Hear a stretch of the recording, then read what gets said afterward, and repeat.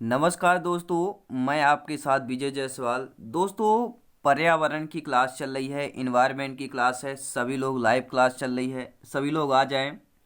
सभी लोग जितने भी आपके शिक्षक भर्ती के ग्रुप हों उनमें शेयर कर देंगे। सभी लोग लाइव आ जाएं, प्रश्नों को शुरू करते हैं।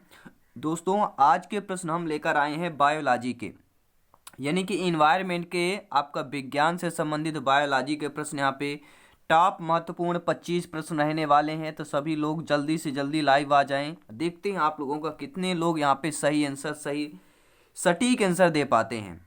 तो पहला प्रश्न स्क्रीन पर है। सभी लोग अभी तक इंतजार कर रहे होंगे, सर कब से स्टार्ट करते हैं। बिल्कुल स्टार्ट कर रहे हैं। पहला प्रश्न स्क्रीन पर क्या दिया गया है दोस्तों? रक्त समूह की खोज किसने की थी? नंबर 1 का क्वेश्चन, यानी कि मोस्ट इंपॉर्टेंट क्वेश्चन है। ठीक है दोस्तों, स्टार्ट कर रहे हैं। पहला प्रश्न ही मोस्ट इंपॉर्टेंट है यहाँ, तो ये पूरा वीडियो इंपॉर्टेंट होने वाला है। सभी प्रश्न आपके नंबर 1 के प्रश्न होने वाले हैं। तो प्रश्न क्या है? रक्त समूह की खोज किसने की थी? अलेक्जेंडर फ्लेमिंग ने, विलियम हार्वे ने, लैंड स्टीनर ने या पॉलो ने? तो रक्त समूह की खोज किसने की थी? फटाफट कमेंट के माध्यम से बताएं इसका सही आंसर क्या होगा। तो किसने की थी भैया रक्त समूह की खोज? आपके राइट आंसर क्या हो जाएगा? लैंड स्टीनर ने किया था। रक्त समूह की खोज किसने किया था? लैंड स्टीनर ने किया था। और इससे रिलेटेड दोस्तों एक प्रश्न और आता है। वह प्रश्न क्या है? रक्त परिसंचरण की खोज किसने की थी? क्या है? रक्त परिसंचरण की खोज किसने की थी? तो विलियम हार्वे ने। अगर विलियम हार्वे आ जाए तो रक्त परिसंचरण हो जाएगा, और रक्त समूह की खोज लैंड स्टीनर ने। ये दो प्रश्न आपके शिक्षक भर्ती में पूछे जाते हैं दोस्तों। चलते हैं दोस्तों नेक्स्ट क्वेश्चन की तरफ, पूरा डिटेल के साथ जानेंगे ताकि आप लोग कभी भी जिंदगी में ना भूल पाएं। जब भी आपका एग्जाम होगा कभी यह प्रश्न आप भूलने वाले नहीं है दोस्तों, कभी नहीं भूल पाएंगे। प्रश्न यह है, रक्त का रंग निम्नलिखित में से किसकी उपस्थिति के कारण लाल होता है? ठीक है, जो हमारा ब्लड है, रक्त होता है, वह लाल किसके उपस्थिति के कारण ये हमें लाल दिखाई देता है? पेड़ों में भी रक्त होता है तो वह तो लाल तो नहीं दिखाई देता, ठीक है। लेकिन जो मनुष्य में रक्त लाल दिखाई देता है, लाल में ऐसा क्या आपको उपस्थित रहता है? ठीक है, हीमोसाइनिन रहता है, साइटोक्रोम रहता है, क्लोरोफिल के कारण होता है, या हीमोग्लोबिन के कारण होता है? तो सभी बच्चे ध्यानपूर्वक सुनेंगे, सभी भाई बहन यहाँ पे ध्यानपूर्वक सुनेंगे। हर भाई बहन यहाँ पे शेयर करेंगे। और इसका राइट आंसर बता दीजिए भैया। जो ब्लड होता है, रक्त होता है, किसकी उपस्थिति के कारण लाल होता है? तो हीमोग्लोबिन की उपस्थिति के कारण आपका लाल होता है। ठीक है, चलिए अगले प्रश्न की तरफ चलते हैं। नेक्स्ट क्वेश्चन है, सभी लोग लाइव आ जाएं, शेयर कर देंगे। जितना ज़्यादा शेयर कर देंगे उतना ही अच्छा रहेगा दोस्तों, क्योंकि जितना ज़्यादा अच्छा कमेंट देने वाले रहेंगे उतना ही अच्छा हमें भी अच्छा लगता है दोस्तों।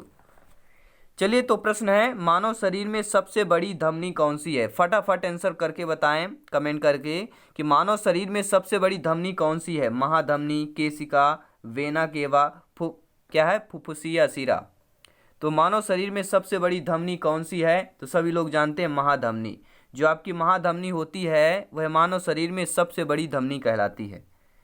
नेक्स्ट क्वेश्चन देखते हैं, स्क्रीन पर दिया गया है। चौथा प्रश्न है, कौन सी ग्रंथि पित्त एक पाचन पदार्थ स्रावित करती है? कौन सी ग्रंथि जो है पित्त एक पाचन पदार्थ स्रावित करती है? अग्नाशय, यकृत, थायराइड या टेस्टिस? तो कौन सा हो जाएगा? कौन सी ग्रंथि आपकी एक पाचन पदार्थ स्रावित करती है? राइट आंसर क्या हो जाएगा? क्या हो जाएगा दोस्तों? यकृत हो जाएगा। ठीक है, यकृत को क्या जिगर भी बोलते हैं, ये ध्यान रहना आपको। ठीक है, यकृत को जिगर भी बोलते हैं। चलते हैं अगले प्रश्न, बढ़ते हैं। अगला प्रश्न, पांचवा प्रश्न स्क्रीन पर है। सभी टॉप क्लास नंबर 1 के प्रश्न रहने वाले हैं, सभी लाजवाब प्रश्न रहेंगे दोस्तों। कि कौन सा अंग वसा में घुलनशील विटामिनों का भंडारण करता है? ऐसा कौन सा अंग है जो वसा में घुलनशील भी है और विटामिनों का भंडारण भी करता है? रक्त, त्वचा, यकृत, अग्नाशय, कौन सा अंग जो है? ठीक है, राइट आंसर क्या हो जाएगा यहाँ पर? फटाफट कमेंट करें दोस्तों।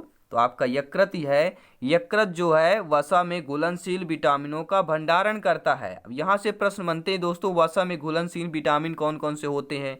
देखिए, जो मुख्यतः आपकी एग्जाम में पूछे जाते हैं, A B C D E के, ये विटामिन आपकी एग्जाम में पूछे जाते हैं।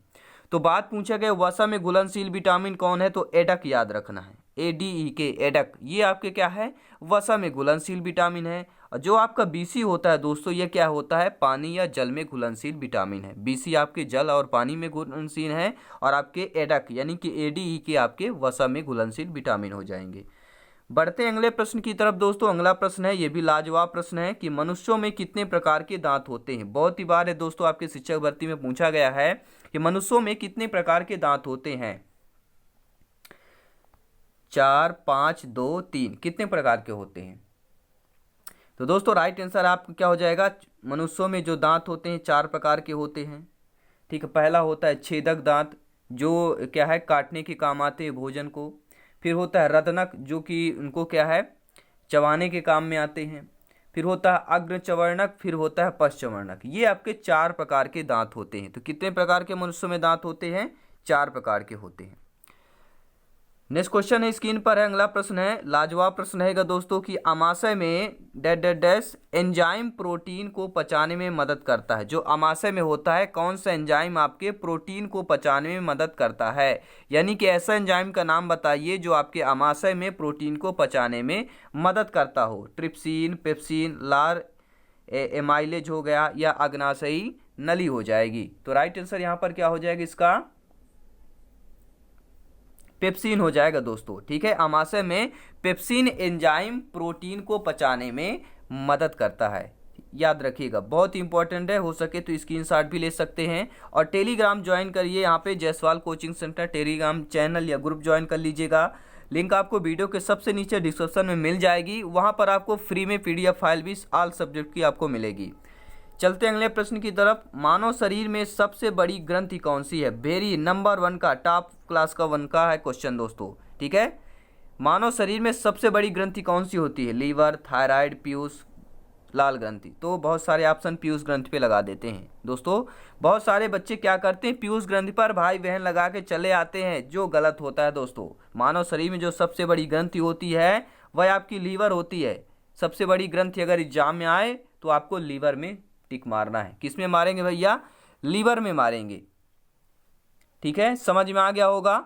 चलिए देखिए मैं बता देता हूं लीवर को क्या बोलते हैं, सभी लोग बताइए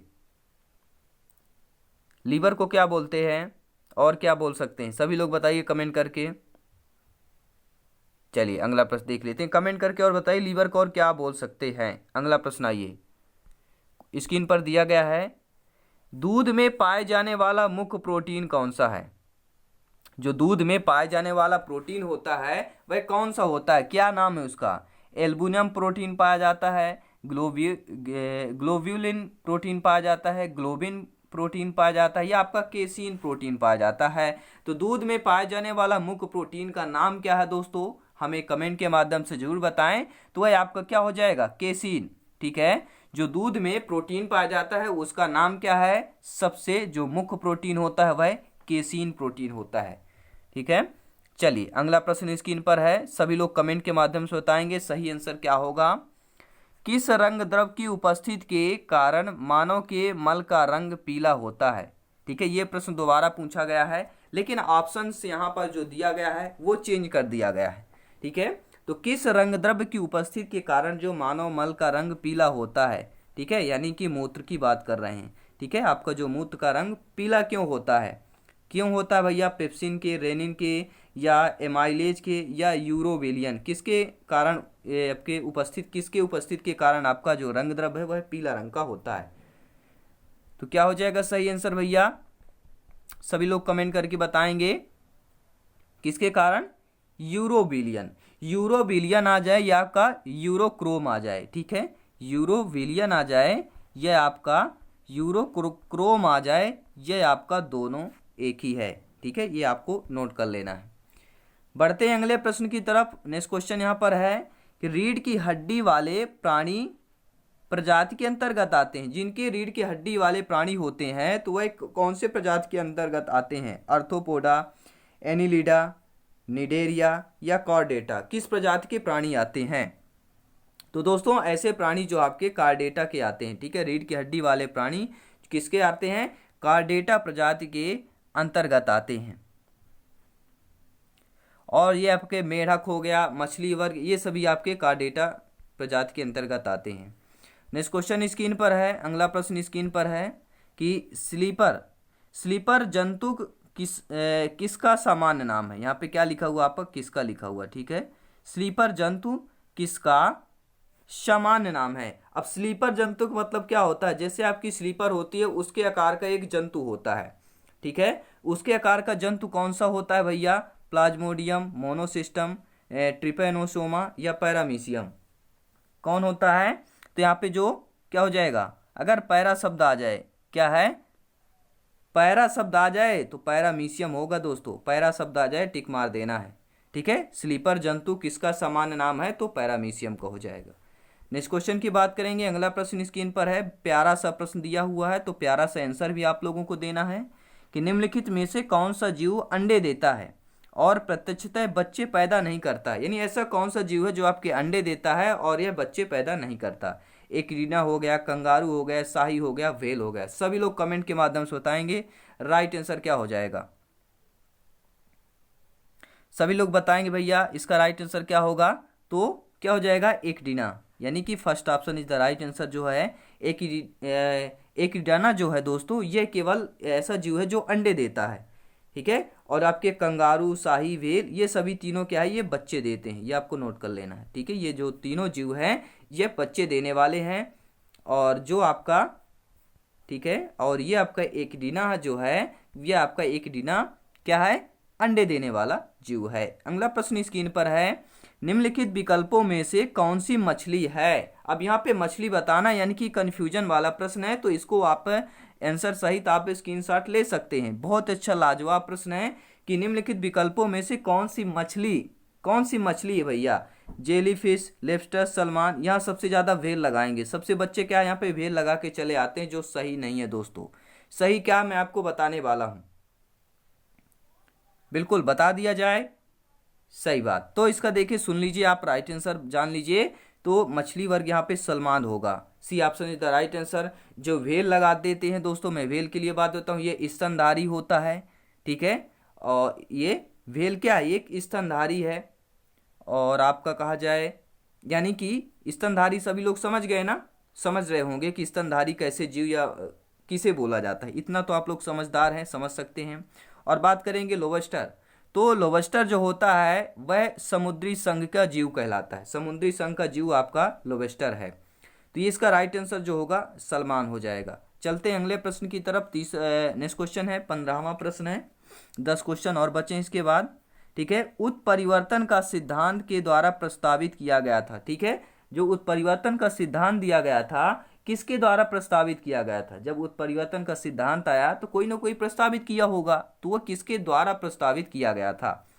तो यहाँ पे राइट आंसर क्या हो जाएगा भैया, ह्यूगो ड्रिविच के द्वारा, क्या है, ह्यूगो ड्रिविच के द्वारा उत्परिवर्तन का सिद्धांत क्या है, प्रस्तावित किया गया था। किसको, ह्यूगो ड्रिविच के द्वारा।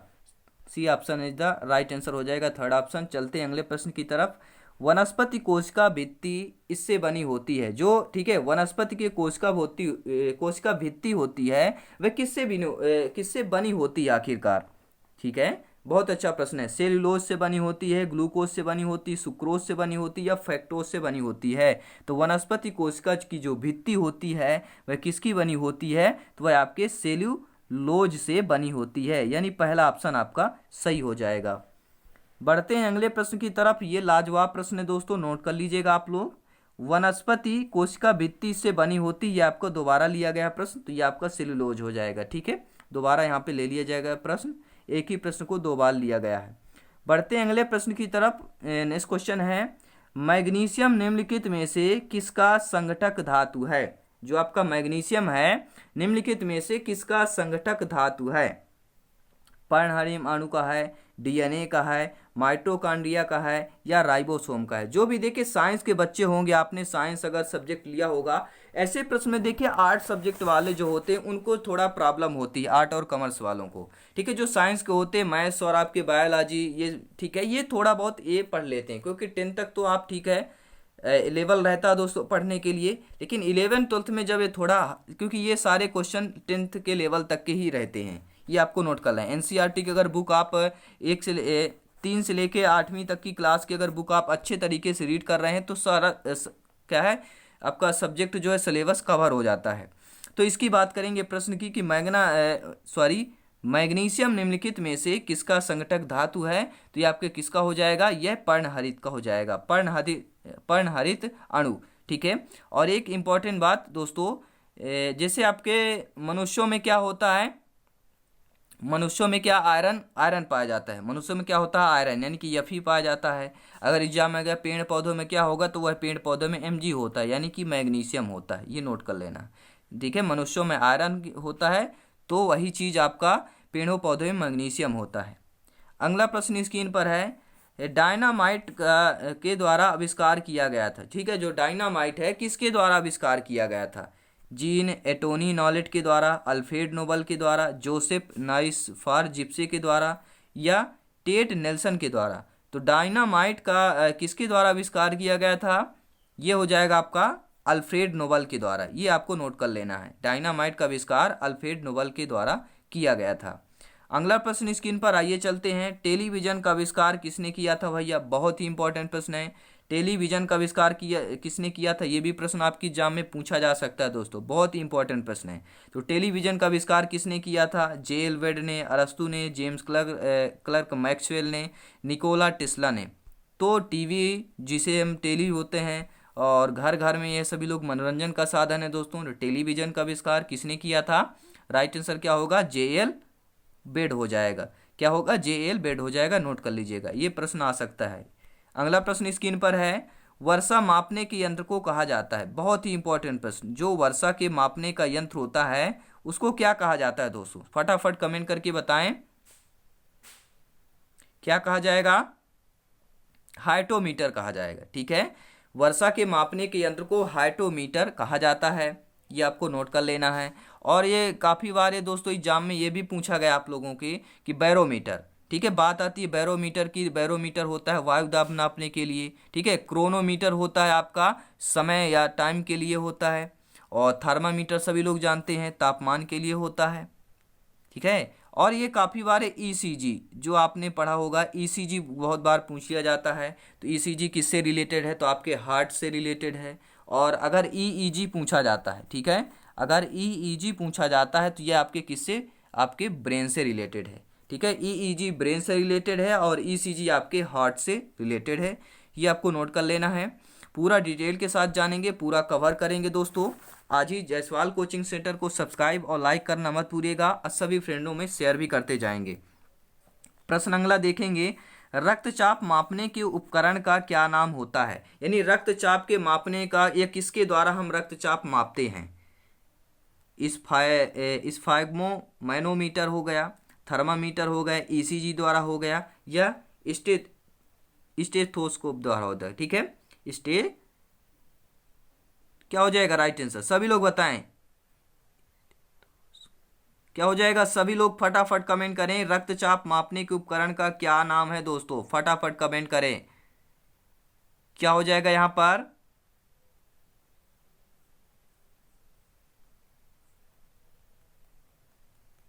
सभी लोग कमेंट करेंगे, बिल्कुल बिल्कुल सही जवाब, बहुत से बच्चे सही दे रहे हैं, बिल्कुल बिल्कुल सही आपका आंसर जा रहा है।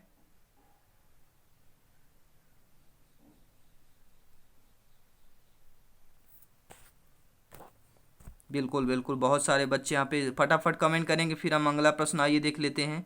हमने वर्षा मापने का यंत्र यहाँ पे देखा था और पिछला प्रश्न हमने ये पढ़ा। ठीक है, इसके बाद वर्षा वाला पढ़ लिया। अब यहाँ पे बताना है भैया इसका क्या होगा। देखिए मैं बता देता हूँ, रक्तचाप मापने का उपकरण जो होता है, ठीक है, पहला ऑप्शन यहाँ पे सही होगा, क्या होगा, स्फाइग्मो मैनोमीटर द्वारा मापा जाता है। और रक्तचाप से संबंधित रक्त से आता है, रक्त का पीएच मान कितना होता है, तो 7.4 होता है। ठीक है, पीएच मान अगर पूछा जाए रक्त का कितना होता है, 7.4 पीएच होता है।